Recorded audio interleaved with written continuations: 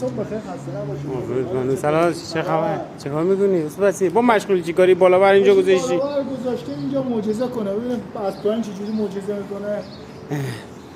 چطوره سلام این چکره؟ که هست ترفند جدیدمونه.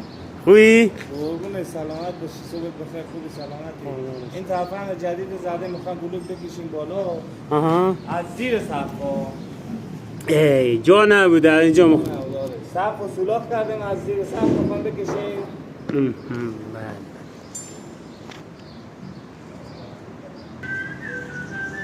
با اسمسیر این چیه دیگه؟ سلام. این آسانسور کارگاهیمونه، تازه راه افتاده. انشالله میخوایم از این به بعد استفاده کنیم. نو که اومد به بازار کهنه میشه دلازار. آره درار هم واسه خیری گذاشته برای ایمنی بالا. خوش بینم بیشتر باشه یه موقع کسی از این خوبه تایید است درا؟ عالی اصلا طبق استاندارد ملیه. بیاد الان میریم پایین، معجزه این بالاوره رو هم براتون نشون میدیم. ببینید چه معجزه میکنه. منتظر کلیپ‌های بعدیمون باشیم. گوش زنیه.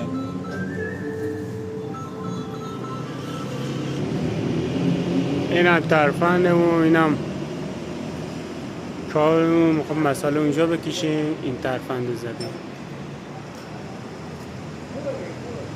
ترفند جواب داد آقا وسی. معجزه کرد، معجزه. میخوام مسئله‌مون رو بکشیم اینجا. ها مسئله بکشیم بالا. شروع کنیم انشالله به چیدن. نگاه کن، بیا اینجا، بیا برای چی نشون میدن. نگاه اون سوراخه رو نگاه کن. اون بالا برای که بالا قرار معجزه کنه اینه. میخوام مسئله‌مون رو بکشیم. چی میگه؟ تکنولوژیه. تکنولوژیا، حرکت دل تکنولوژیا. میخوام مسئله‌مون رو بکشیم اینجا.